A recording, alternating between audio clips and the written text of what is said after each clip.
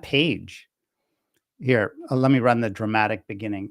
So, ladies and gentlemen, welcome to Policy Watch with Brandi. Every Wednesday night, we're here live. Here's the dramatic beginning.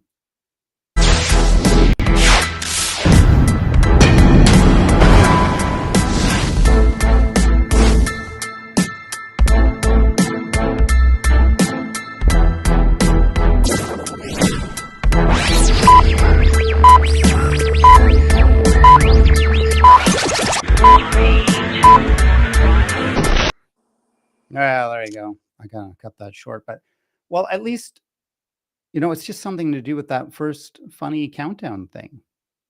But we are live.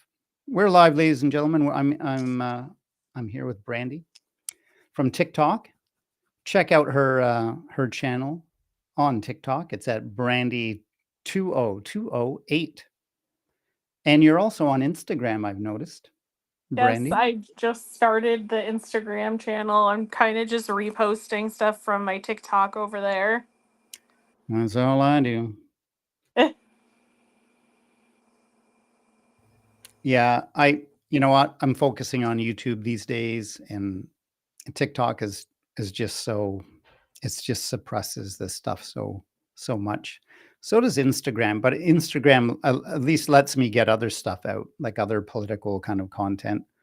But anything to do with the 2024 election, which is what Brandi and I talk about, that just gets 17 views or whatever. So yeah. Anyways, so ladies and gentlemen, this was a pretty big week on the the 2024 election front. A couple of fascinating updates for you. Brandi, why don't you tell us about another big interview that the Election Truth Alliance had this week? Yeah, no, I mean, this past week, Nathan was on with V from Under the Desk News, which V has like a pretty big platform on most social medias. I know on TikTok she has like, I think at least a couple million followers. I don't follow on YouTube as much just because I usually am on TikTok trying to get my own stuff out there, but that was a pretty big interview. V covers all different kinds of political stuff, so for her to pick them up, that's huge.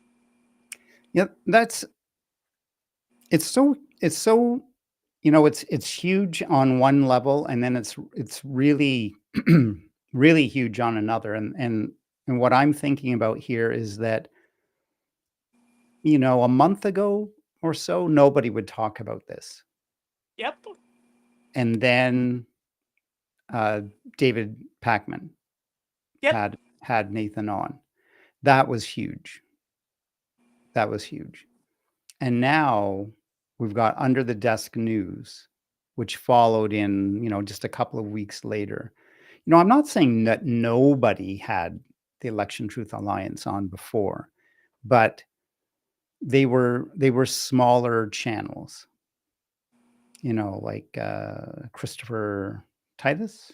Yep. Christopher Titus, Roland Martin, I know has had Nathan on the show before. Yeah. Sons of Liberty is another one.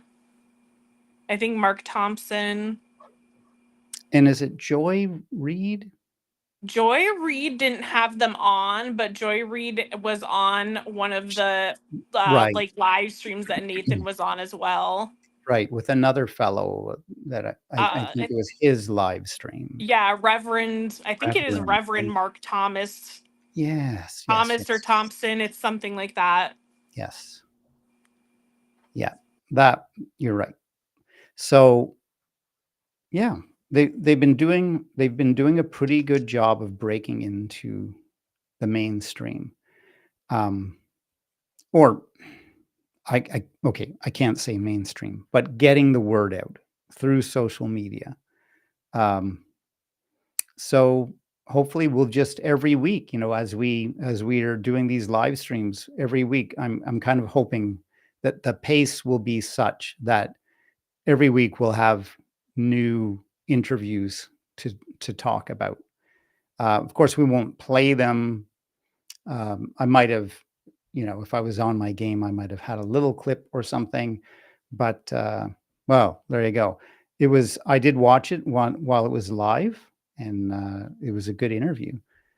So hopefully every week from now on, we'll have more updates about more and more interviews. And David Packman said he was going to have Nathan back on, so we'll look forward to that too. Yeah. So now the other, this is switched around already. The other thing, let me just open up the chat. Oh, there we go. We've got Optimus Prime in the house. Hey, Optimus. Optimus says hello. So in the bigger news, well, in other big news from the Election Truth Alliance, we have this preliminary report. This is a thumbnail to a video that I made about it. Here's the preliminary report.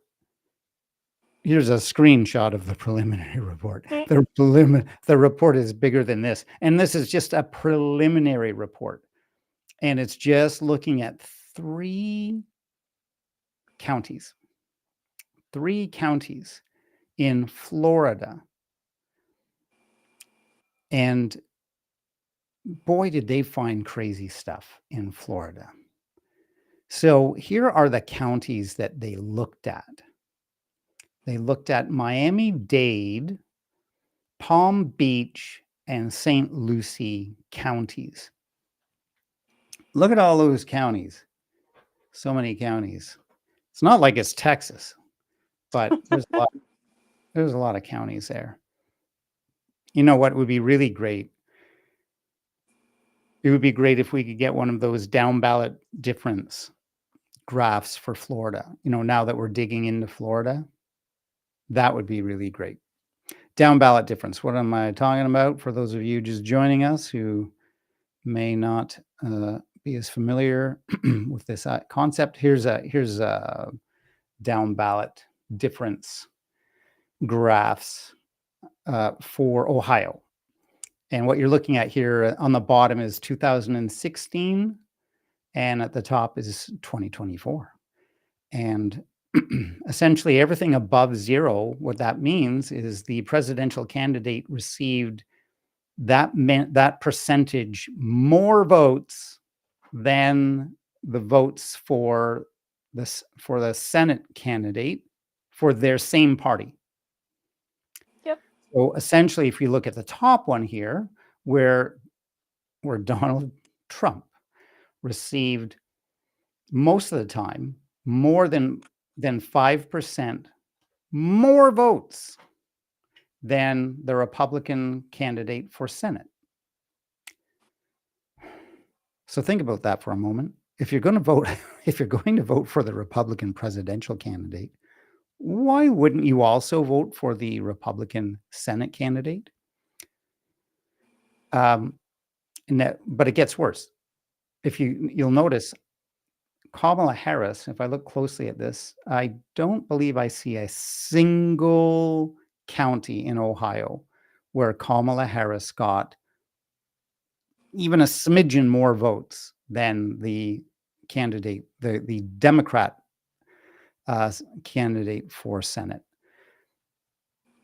She always got less. She's under in all of them. She's under in all of them. In Ohio in 2024, under in all of them. Every single county. So what that's saying is, think about this for a moment. What that's saying is people who voted for the Democrat Senate candidate, there is always in every county a percentage of them, and just eyeballing it, it looks like it's on average 2.5%, 2.5% fewer people voted for Kamala Harris. So they voted for the Democrat candidate, but of all the people who voted for a Democratic Senate candidate, 2.5%, just eyeballing that kind of looks like what it is, didn't vote for Kamala Harris. They did not vote for a Democratic presidential candidate. So that's just absurd. Um, Now, 2016, you can see it's a lot more, Random. there's a lot more randomness to it. However, we've talked about this before. Um, if anything, it kind of, we see, yes, it's more random, but in general, we see overages for Hillary Clinton and a fair number in some cases, like more than 10% in a couple of cases. That's quite a lot. The average normal is kind of like between 1% and 2% more. That would be normal. But a good number more voting for Clinton than voting for the Democratic Senate candidate. Odd. That is odd. And then you see Donald Trump underperforming, getting fewer votes than the Republican Senate candidate. The only thing is, me being me, I'm not a big fan of Donald Trump, so I can see that, like that kind of that makes sense to me. But if we're going to say that 2024 is election fraud, then we have to be open to the possibility that 2016 here could have been some sort of fraud. But it would look to be favoring the Democrats in 2016. Anyways, that's what we're talking about when we talk about down ballot difference. I digress. Although it's a good thing, it's a really great thing to discuss when it comes to the evidence that would suggest that not all is as it should be when it comes to the 2024 election.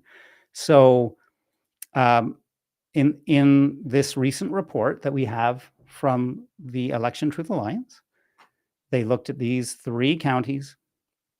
And I was just saying, it would be interesting to know how things panned out for all these different counties in terms of the down ballot difference, or what Smart Election calls the drop-off rate. Here, by the way, is essentially how makes me sick to look at this, but here's how the counties panned out for 2024. So, out of all those counties, we've just got, it's easy to count the Democrat ones. 1, 2, 3, Yep. 4, 5, 6, 6 counties voted Democrat. But here's the thing. How much of that is legitimate? How much of those are true wins for Donald Trump?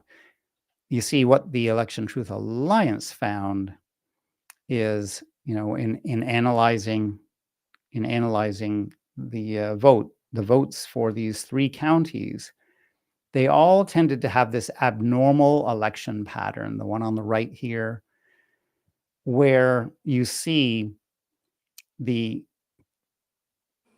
Republican candidates share of the vote, so Donald Trump's share of the vote increases as voter turnout increases. Sometimes is called turnout inflation, and it is not normal. It is a fingerprint of ballot stuffing, and I did create a clip somewhere. Did I just not do it?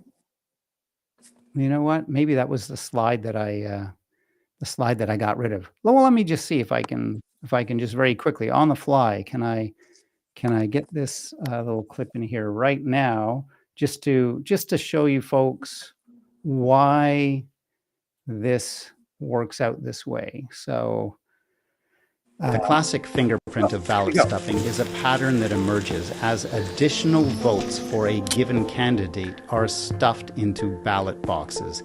This has the effect of raising the vote share for that candidate. However, as an unintended consequence, this will also raise the total vote count in a ballot box, thus establishing the classic stuffing correlation, wherein higher vote share for a given candidate will be correlated with higher numbers of votes in a ballot box.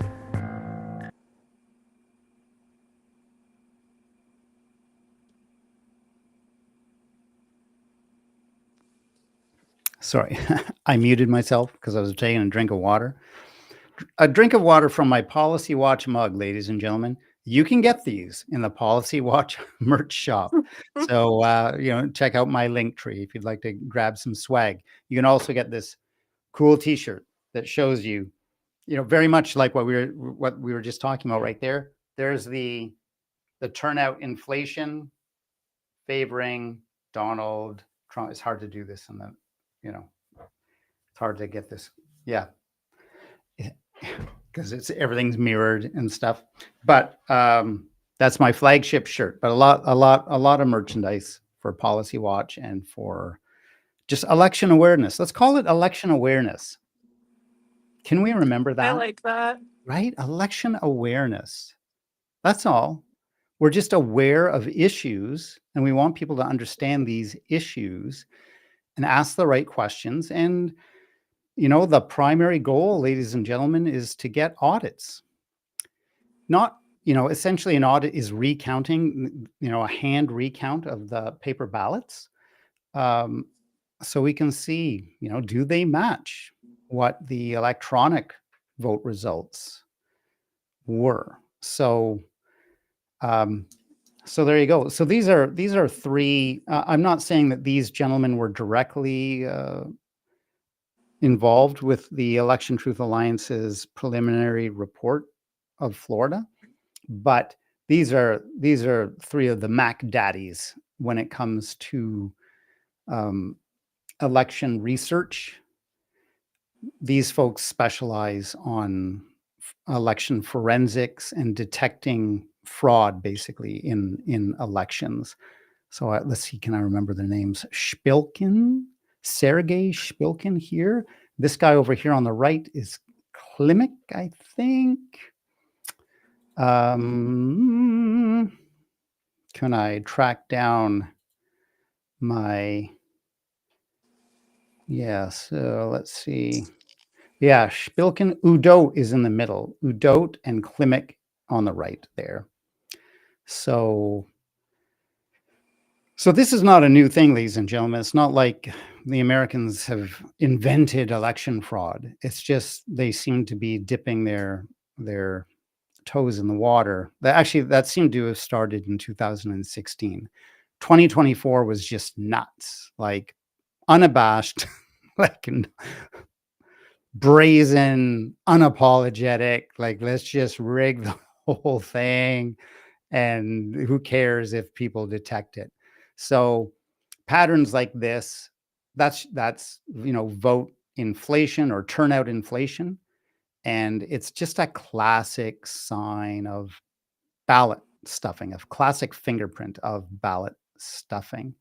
So let's take a look at the actual results. Here we've got Miami-Dade. So this county, as are most counties after the 2024 election, was a Republican voting county. But was it really, ladies and gentlemen? What do you think about these results? Brandi, what are your thoughts when you look at this kind of stuff? So, I mean, the way that like these maps, like from what I understand, work is like usually whoever like starts out at like the top or the bottom, like will stay there, and then it kind of goes across more linear. So the fact that they're making an X is like highly suspicious in my opinion. So, because the way that I'm looking at this, like Kamala Harris should have like won because she started out at like 80%. Like she is up higher to begin with. Yeah. Um, and what people, I totally understand this, and I don't mean to belittle anyone in any way for not understanding or appreciating statistics. Uh, I'm I struggle with statistics. Hardest course I ever took in university. I let the whole mark ride on the final exam. It was crazy. If it wasn't for the bell curve, I admit it, I'm sure I would have failed. But this, in a way, this is basic. This is fairly basic. So, um, uh, central tendency, if you're measuring something in a population, and if the population is homogeneous, basically the same, or, you're measuring dolphins in whatever, Florida or something. Um, there is a reality to whatever the average weight of a dolphin. Like, there is an average weight of a dolphin, whatever it is. I don't know what it is. But that you see, the dolphins won't get heavier as you measure more of them. You understand? You understand what I'm saying? So, that is essentially what's this pattern is showing. As more people turned out to the polls, that changed the average, if you will, the average of who they were voting for, the share of the vote that each candidate got. Um, if you're noticing a mirroring effect here, that's because if there's basically just 2 candidates, ignoring the small percentage of votes that might have gone to an independent candidate. Um, well, if one candidate got 80%, then the other candidate had to get 20%. If one candidate gets 60%, then the other candidate has to get 40%. So that's why you might notice a mirroring effect to these dots. But, yeah, you can imagine if you were just your job was to measure the weight of dolphins. You're a marine biologist, and you're doing research, and you're just collecting dolphins, and, today you just measured 1, measured 1, you got that data. Then tomorrow you measured another 1, and then maybe the next day you measured 3, and then maybe the next day you measured 5. Well, you would not expect there'd be no reason to expect that as you measure more dolphins, the average weight just keeps going up and up and up. Nothing in nature would explain that. That would clearly be some sort of observation effect or whatever, where you are influencing the results of what you're measuring. Um, so no, this kind of thing, just sorry, it doesn't happen in nature.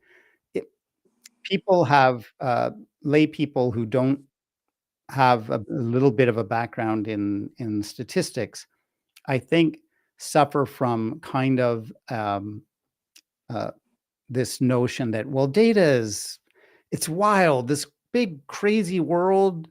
In this big crazy world, anything could happen. Anything. Well, I heard about a guy who got struck by lightning 3 times in his lifetime, whatever. And that's true in the whole big crazy world. Um, all kinds of crazy things could happen. That's true. But that's not what we're looking at here. This is not a big crazy world here. This is just the the votes in from Florida. Miami, from one county in Miami-Dade. It's even a very small geographic location.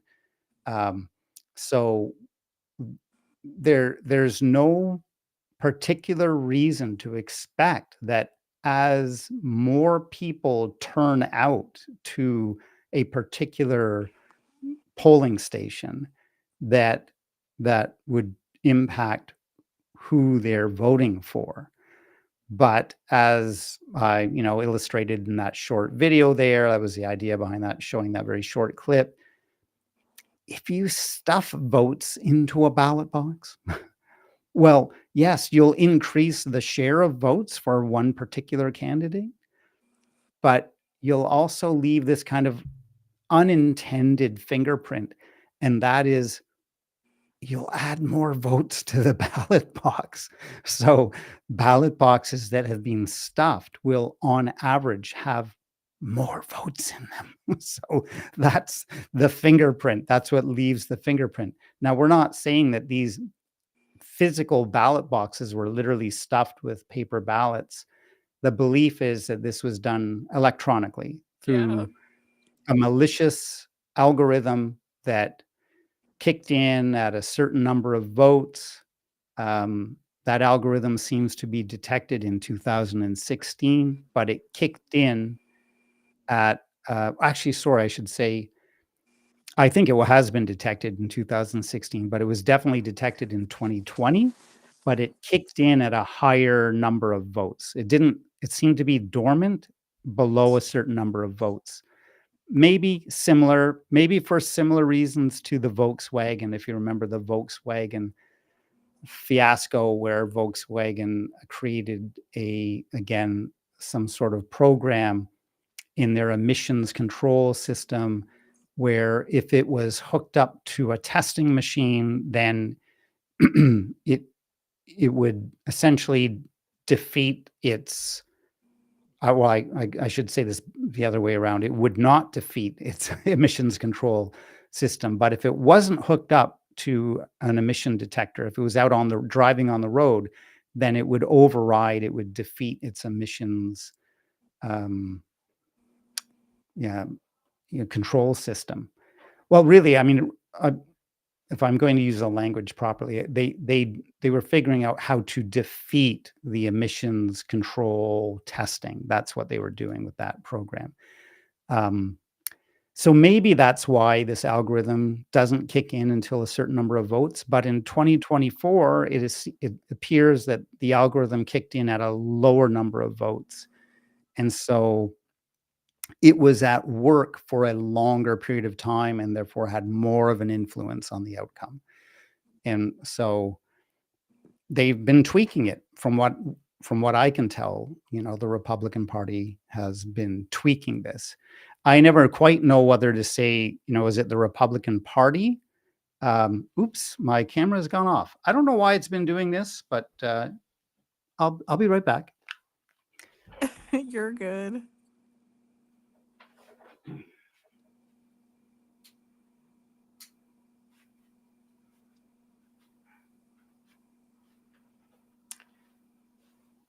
So I can tell this is going to be a drag. So I got this new thing today to give me a better better quality through my camera. Um, but before, my camera would just never turn off. Now it turns off every 10 minutes or something. I don't know what's going on. So that's a drag. I'll have to figure that out. Well, anyways, so yeah, they've been refining their system apparently. I never know whether to say the Republican Party or is it just the Trump campaign. Um, how are there members of the Republican Party that have no idea that this is going on? I'm certainly 100% convinced that the Trump campaign does, and Trump's inner circle understands this. Just when you listen to them talk, they're constantly going, "Oh, don't worry, even if he runs for a third term," which is like the definition in the United States of America. You let me know what you think, Brandi, but I would think that once you start talking about a president running for more than 2 terms, then, doesn't that settle any question about whether they're a a a dictator or not?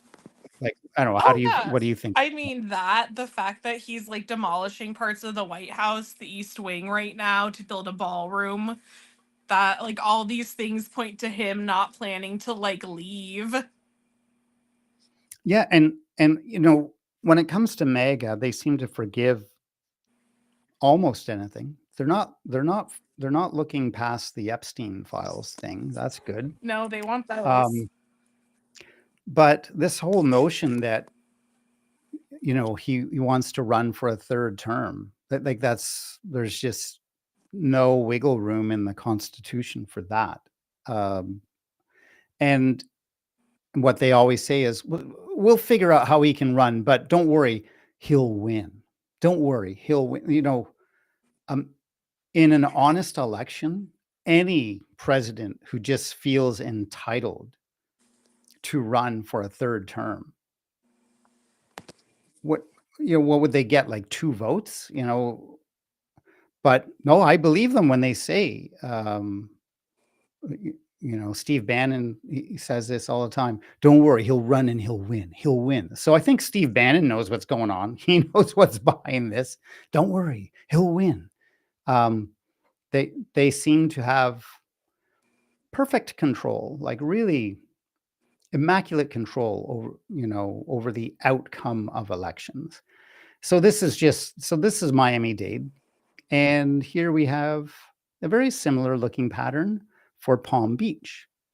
However, Palm Beach, if memory serves, Palm Beach, I believe that ended up going to the Democrats. So let's take a look at this, see if we can spot differences here.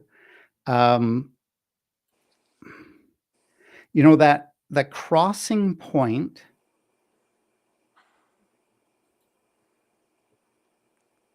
so this is crossing above 80% here. This is crossing below 70%. So it seems to my eye that this the influence of the algorithm, although it's very profound. Again, we have Kamala Harris starting out at above 80%. And maybe let's take a good close look at that. Yeah, she's above 80% here. She's in Miami-Dade County. A little more, just a little bit more above 80% here in Palm Beach, but it takes that algorithm a while to get to the point where they cross. So they're crossing at looks like 83% turnout here, which just didn't seem to be in time to carry the vote for, Donald Trump. Had this continued, you can imagine if there are more votes or whatever, more precincts to come in. Not that you can't get precincts with above 100% turnout, or can you? We'll talk about that in a moment. But yeah, so that's interesting. When we take a good close look at this and understand that the Democrats did end up winning this, even though clearly there's an algorithm at work here moving the votes towards Donald Trump as turnout increases. So, to my mind, I think I feel confident in using language like that. Like, I'm pretty sure there's an algorithm at work here, but it just didn't get to work quickly or enough, or it wasn't working powerfully enough. So it just didn't quite have the impact that the Trump campaign needed it to have, although they won Florida, clearly. No questions. Now here's St. Lucie. And again, so here we're seeing it. The crossing point is at about 72.5% voter turnout. And St. Lucie did go to the Republicans. I think this is St. Lucie right here. It's one of those. Let's see. We got a St. Lucie. It's kind of square. It's a little one. St. It's like the Lucie second square. red one above that big blue one. Yeah, exactly. So the Republicans got it. And, to my eye, I wish Nathan were here to bounce these questions off of these, theories. But isn't that interesting, though, ladies and gentlemen, that where we see the algorithm crossing early on, below 70% here, that was enough to carry the win for for Donald Trump, even though Kamala Harris starts off. You can see how miserably he's losing at the at lower turnouts, which seems to be before the algorithm kicks in, the malicious algorithm in the election system. So 80% going to Kamala Harris, 20% going to Donald Trump, but then the algorithm switches it. Now here, we see that switching, but look how much higher that switching is taking place. It's above 80%. Didn't seem to be enough. But again, look at where they started out from. So it's kind of like there's a race going on, and Kamala Harris always has a huge head start. She's like getting over 80% of the vote. But then this algorithm kicks in, and it's like whatever, having rocket shoes on or something. But just wasn't enough power in the rocket shoes to allow Trump to cross the finish line ahead of Kamala Harris in Palm Beach, in Palm Beach County. So, but here we've got in St. Lucie, again, starting 72.5%, where we see the crossover point. But in every case, Kamala Harris starting out at just right on pretty much 80% here. Donald Trump starting out below 20%. So I'm assuming there's 2% or so that was going towards an independent here. So there you go. That's the kind of stuff we're looking at here in Florida. To my eye, that's just unequivocal, unabashed. It's it's just clearly It's manipulation. election manipulation. It's incontrovertible evidence of election manipulation, and that should just trigger, like, immediately recount the votes, recount them. Clearly something happened here. But if you need more, ladies and gentlemen, this is what the mail-in votes look like. Take a good look at that. So there's no crossing, and Kamala Harris doing better in the mail-in votes. There is a trend, like there is, if you will, turnout inflation here. I'm not going to pretend not to see it. There does seem to be turnout inflation, but it's quite subtle. And again, that would be something I'd love to talk to Nathan about. Go, okay, well, if we're saying that this, what we see on the left is more normal, and what we see on the right is abnormal, then, I do notice, even in their example here, there is a little bit of an uptick here in the trend line with the normal election. There's a little bit of an uptick. I didn't really notice it until now that I'm raising this question. Here, there's an undeniable uptick. There's undeniable turnout inflation here for the Democrats with the mail-in votes. So I'd love to hear Nathan's thoughts on that. But whatever the situation is going on here, it's not nearly as powerful. Like, maybe that's just, I don't know, maybe that's just normal. So again, I'd love to talk to Nathan about that. It doesn't really fall in line with my understanding of what is normal. But at the same time, if, let's say, you're weighing dolphins, you're measuring the height of males, whatever, in general, that central tendency should remain basically locked in at a certain level, no matter how many dolphins you weigh or how many men you measure the height of. But I wouldn't expect it to always be a perfectly straight line. So the Election Truth Alliance, on their website, they've got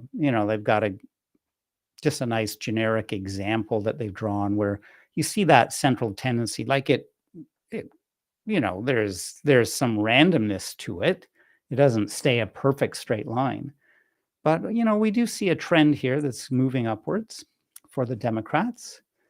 Not very strong. And what I'd love to ask Nathan is, okay, so when we tend to measure things in real life, will you always temp tend to have, you know, the general central tendency going up a little bit or going down a little bit? Um, would it be equally as unrealistic to expect it to stay perfectly straight? But I don't want to appear to be making excuses or anything like, well, this is fine, this is normal, but this isn't. I'll just say this is just far more powerful. This is far more profound, far more obvious, unabashed election fraud. Whereas this, I don't know. We we're just whatever's going on in the in-person votes, it's not that same thing doesn't seem to be happening with mail-in. So whatever is going on, it's happening with those machines, the voting machines or the tabulation machines. And again, That's here's another question I would ask Nathan, right? So these mail-in votes, don't they go to a tabulation machine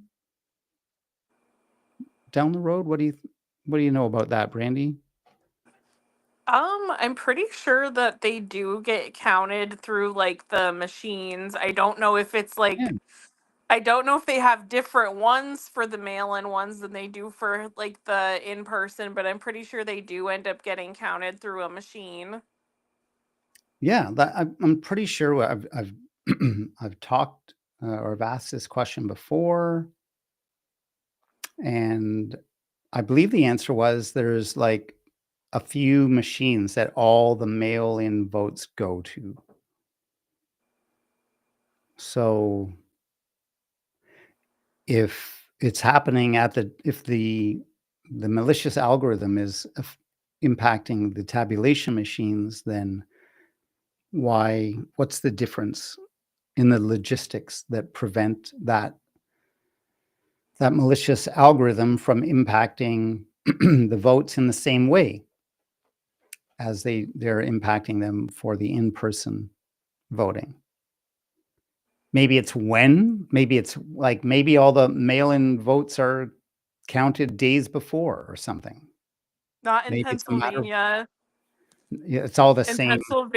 Pennsylvania, they can't start counting them until the day of the election. Right, right, right. I think I remember something about that, maybe going back to 2016 or yeah, some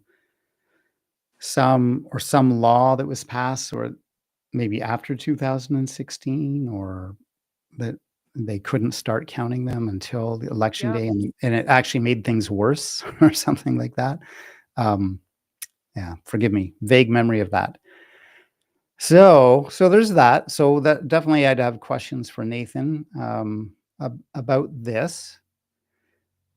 But now here's the final really interesting point to raise about Florida. So these are just three examples that I pulled out for the video I made on this Florida preliminary report by the ETA. But what they found is a number of precincts um, have were found to have had more votes than registered voters. And at first I wondered, well, okay, so is there something in the United States where there are exceptions to this rule that, you can only vote where you're registered to vote? Um, my understanding is not, right? Is that true, Brandy?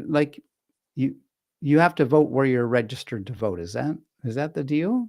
It depends. In Nevada, I think you can pretty much vote at any polling station. It just you have to be registered for a party. But yeah, in Pennsylvania, you have to go to where you're like to your polling station for like your township or your city, or unless you do mail in. So, like, Yeah. this is part of the broader problem in America with voting and the elections is that there is like every single state is different with their laws and regulations that like surround everything. Yeah. Now I'm starting to hear an echo. No? No, it went away. Okay, that's good. Um, yeah, so I'm thinking if they're making a big deal out of this, again, I would ask Nathan this if he were here. I'll just check to make sure he's not hanging out waiting or something. No, no, okay, good. Because I did send him the link just in case. I was like, well, just in case you find you've got free time. Um, uh, so given that they focused on this, I figure there's probably not a reasonable explanation. So Miami-Dade Precinct 288, even this should be a big deal, but isn't this the culture of the election fraud discussion? Um, uh, that well, if it's small, like don't worry about it. If it's a small attempt at cheating, but then you got these other precincts here, Miami-Dade Precinct 458. 300 registered voters somehow cast 369 votes. So, what do you think, ladies and gentlemen? Do you think something weird's going on there in Florida? Um, and then The the math is not mathing. the math is not mathing. And Palm Beach precinct. But here's the thing. So here's the thing. What I'd love to know is, okay, so who were these votes for? You know, these are questions that must be explored. I don't know if we can find out the answers. Well, I know, of course we can. We can. And when this goes up on the Election Truth Alliance's data dashboard, we'll be able to look right at precinct 1716 and see. We'll be able to see, first of all, we'll be able to see graphs that look like this. And then you could click on any one of those points. And that all those points are for different precincts. See? So it's like Miami-Dade precinct 1, 2, 3. You could click on any one, and then you could see, all right, in this precinct, how many registered voters are there? How many votes were recorded for the Democratic candidate, and how many votes were recorded for the Republican candidate? You'll see all that when this data finally gets inputted to the data dashboard on the Election Truth Alliance website. And just for a reminder, ladies and gentlemen, that is at electiontruthalliance.org. And then you click on, there's a nice top menu, and you go all the way to the right. Maybe not quite all the way to the right, but you go mostly to the right and click on Data Dashboard. I guess I could show you folks this just very quickly. I know I'm digressing, but let's see. I'm going to duplicate this here. Go on this, and so in a moment, I'll just show you the Election Truth Alliance's data dashboard. All right, so here we are. I hope you can see that. Can you see this, Brandi? It's not Yeah. looking. Yeah. So right now we just have Minnesota, Nevada, North Carolina, and Pennsylvania. So Minnesota is the newer one, right? Yeah, Because it is. yeah. So, and I think it's kind of looking weird, right? A little more. Yeah, I mean pretty much everywhere is. I mean, but weirder. Like, so we'll look at presidential scatter plot. Oh, yeah, that's Yeah. totally normal, you know. But Yeah, but right. So, it like double crosses itself. but so this would, again, this would suggest election interference by the Democrats, quite frankly. But then it looks like they get in a tug of war. Like it looks like they're both trying, but whereas the Democratic algorithm seems to be kicking in early, and then Republican, it kicks in later, and then it's a big tug of war. That seems to be what's going on. That's how I read this. So Minnesota is not like a lot of the other ones. What about if we look at turnout? So turnout things change. That's Yeah. so weird. Yeah. So definitely funny business going on. So anyways, so ladies and gentlemen, what I want to show you, let me pick Nevada, and I'm just going to pick one. Actually, no, I'm going to pick Pennsylvania, Allegheny County. It's one of my favorites. Presidential election day, trend line. But what I want to show you here is like what you can see if you click on one particular precinct. Let's click on this one.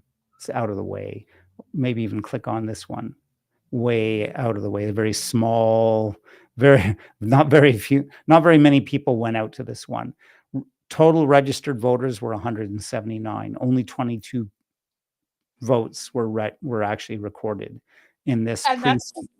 that's like the best part with Florida is that like most of these places can't even get to 100% turnout, but you're gonna have places that had 172% turnout. Mm-hmm.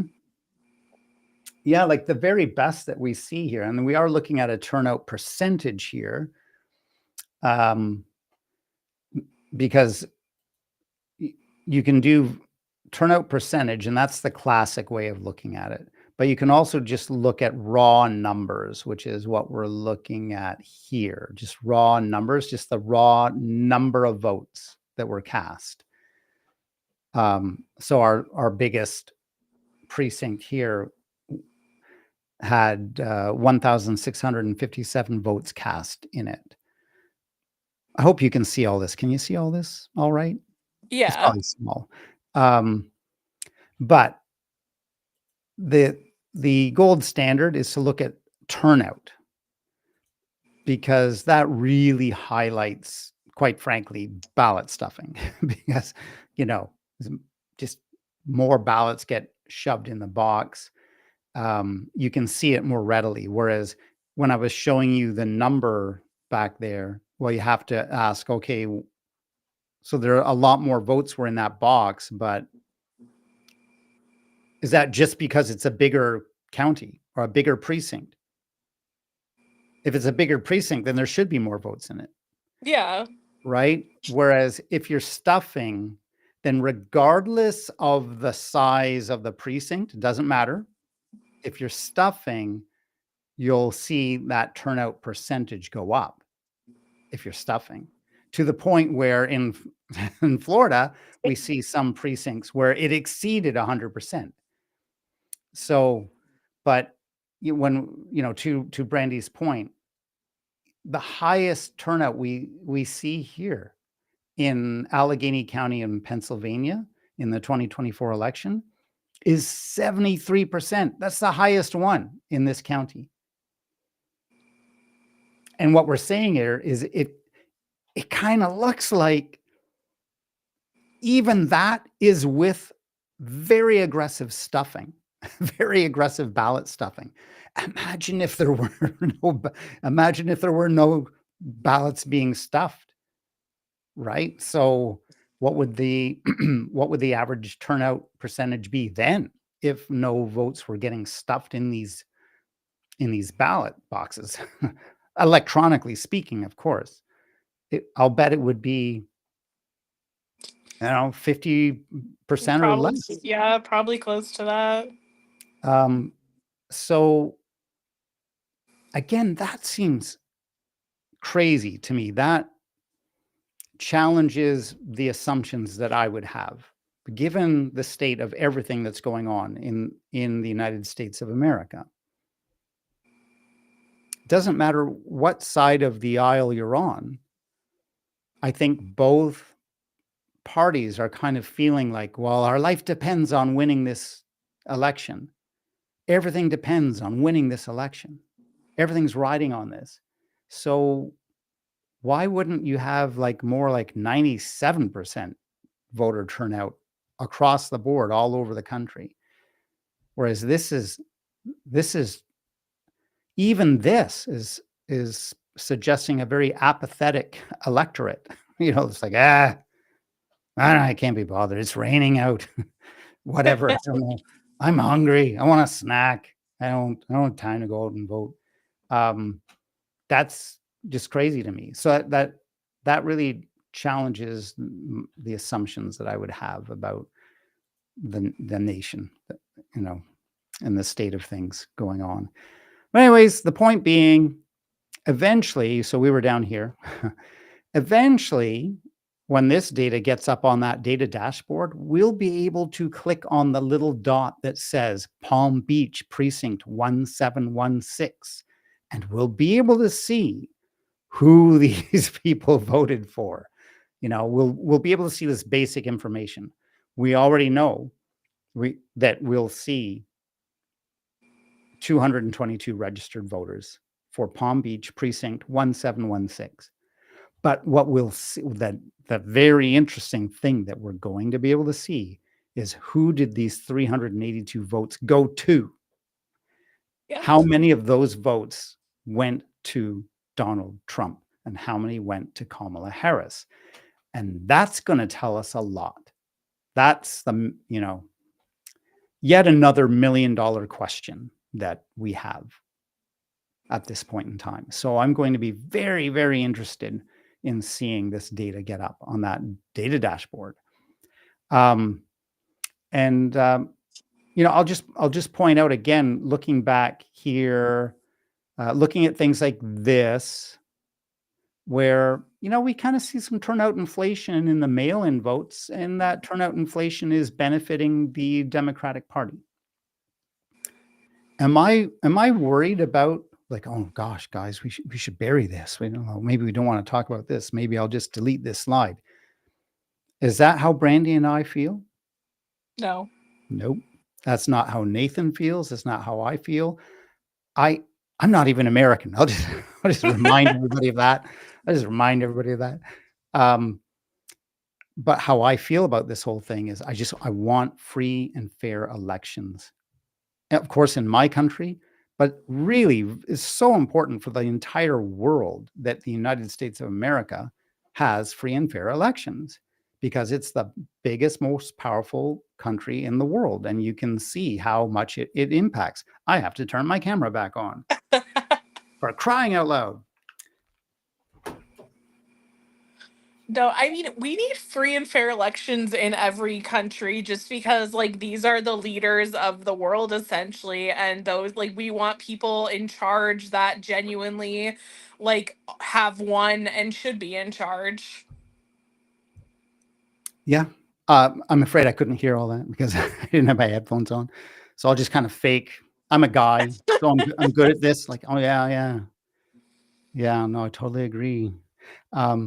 But I think what I assume Brandi was just saying, and is we just want to make sure these elections are free, fair, safe, secure, valid, accurate. Like, at that point, I could whatever. I will be at peace, just knowing that every vote that's cast is going to be counted. It's not going to get switched around.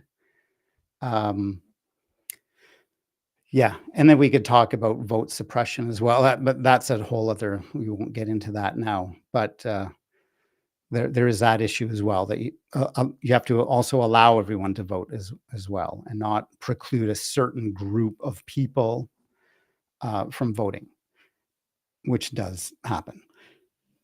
That's a whole other thing. So, yeah, if this reveals that there is something fishy going on with mail-in votes, I want to know. And I don't care who it's benefiting. I just want it out of there. I want to get rid of anything that's manipulating the votes, the results of these elections. We absolutely need that. So there you go. It will be exciting to see who these mysterious 382 votes that were cast in a precinct that only had 222 registered voters in it. It'll be very interesting to see who. Oh, I got this thing again.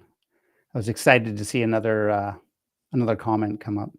All right, streamboo.com, ladies and gentlemen. Remove the space. I don't know what I haven't looked at what I don't know what that is. It comes into my comments every now and then. Teach me to just pop it up there before I read it. So there you go, ladies and gentlemen. It'll be exciting when we see Florida get put up on the data dashboard. I don't know if we can expect that anytime soon, to tell you the truth. When it comes to this preliminary report, I don't know if it's a preliminary report from the ETA because, they've analyzed the entire county and they just want to get a few of the highlights out quickly, or is it a preliminary report because they haven't analyzed the entire county? They've just analyzed a few. I mean, I said county, I meant state. They haven't analyzed the entire state. They've only analyzed a few counties. So we know in this preliminary report, they've only analyzed those 3 counties. But I guess what I'm saying is it a preliminary report just because the report just focused on those 3 counties? Or are those all the counties that the ETA has analyzed, period, in Florida at this point in time? I don't know. I don't know if they were just pulling out 3 of the more interesting counties to look at, or are those the only counties they've looked at? Love to know. This live stream will serve, I suppose, as a preview for Nathan if I should have the opportunity to discuss this with him in the future. Those are some of the questions that are on my mind about this Florida preliminary report. Yeah. So, Brandi, anything else to say? I know you've got to get going. You're hoping to head out at 9:30. I've held you back as I am known to do. You're But good. I'm fine. Like I said, I just more people need to start supporting the ETA and smart elections, just because I've seen the numbers that came back in from the No Kings protest that just happened over the weekend. And if we could get 7 to 9 million people to support or even donate $1 to the ETA, it would make such a big difference in being able to propel them forward. So whenever people go to the protests and everything, take a sign, print out some little QR codes for people to scan to be able to go to the ETA's website to see what's going on, because I just feel like more and more people every day are starting to question whether or not this government is legitimate because of how they act and behave and just all of the things that have been going on. yeah, absolutely. I was over on this page here that I'm showing us right now, trying to get everybody to see where they can donate. But as soon as I went to it, I don't know, it's not. Okay, I know what I can do. This is all very, very strange, but if I go and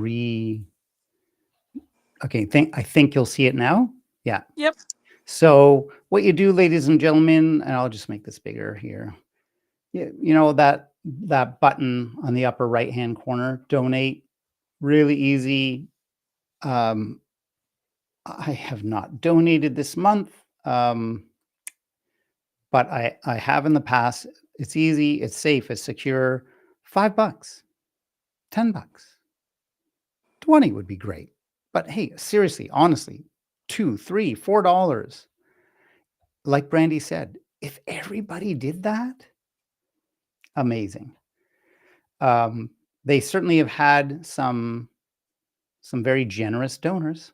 The top donation here right now is $2,000. So they're, like Brandi was saying, people know, people are waking up to the idea that something has happened. this is quite probably not a very legitimate election. So yeah, we're seeing average donation $37.94. That's even that to my mind is very, very generous. And honestly, I I think Brandy and I we would both feel so good if we could just encourage a few folks, a few of you to go on out there and donate $2, $3, $4, $5. No, don't feel you have to donate more than $5. $5 would be great. $2, $3, $4. 7 to 9 million people took to the streets on October 18th for No King's Day. Amazing. Just see, they looked like rivers walking, as they walked in unity down the streets. You could see like it's a force of nature. And even if imagine $1 from each of those 7 to 9 million people, and the ETA would be set. They would be able to do everything they need to do to get to the bottom of what happened in November of 2024. So let's all do what we can. And I really love the idea of, I'd rather 1 million people donate $1 than 1,000 people donate $10. Pretty sure my math is right there. Pretty sure you get Yeah, more money. yeah, I think it You'll is get more too. money, right? With those 1 million people. So, yeah, try it out. Check out electiontruthalliance.org. Take a look at the data. They do such incredible work. I don't know how they do it. I don't know how they produce all the reports and the infographics and the constant interviews now that Nathan is doing. And everyone And is other a folks. volunteer too. They're Yeah, not being paid for it. yeah, yeah. People are volunteers. Like they've got a pretty good team of volunteers. And then I'll just mention before we sign off for tonight, I will just mention a couple of other organizations that Brandi and I both feel very strongly about and mention and support. And one is Smart Elections. And do you know the website? It's like Smart Elections. I'm pretty sure it's smartelections.us. Yeah, so it's like I didn't even know there was .us. Even the government, I think, is like .gov, right? Yeah. So I think it's smartelections.us, and then the Common Coalition, and I guess that's .com. I'm almost positive theirs is a .com. Yeah. So the Common Coalition, but I think the website, I'm just going to check out this Common Coalition, or is it, no, it starts with the. So it is the Common Coalition. Thecommoncoalition.com is where you want to go to for that. And they do great work too. Great work at basically raising awareness, but they also have that lawsuit focusing on the election machines, the voting machines. So thank you, Brandi. Thank you again. You're so good at giving up your time every week. Not to mention the other stuff that you do on TikTok and now other social media platforms. Lots of things you're doing to support the Election Truth Alliance, which is working hard to support you, ladies and gentlemen. We all want to live in a We want a society free, that's fair society. right, a free, fair, and a free and fair society. Yep. And even as a Canadian, I don't get to live in a free and fair society if the United States is not a free and fair country. Quite frankly, it's very dangerous. It's like we no longer can sleep secure. It's like now all of a sudden, we had this great thing going on in Canada before, a great country, great place to be, one of the safest places to be in the world. And now all of a sudden overnight, this guy wins this election somehow. You've seen the data we've been showing you. Wins this election. Now, all of a sudden, it's like we're Ukraine, sit nestled right beside Russia with a wacko in charge who's, Yep. has all kinds of crazy ideas about what he wants to do with his own country, with other countries, the rest of the world, dividing up Gaza, like all this, like wants to put resorts everywhere and own the whole place. Crazy. So obviously, sometimes I get comments, well, it's none of your business. You're Canadian.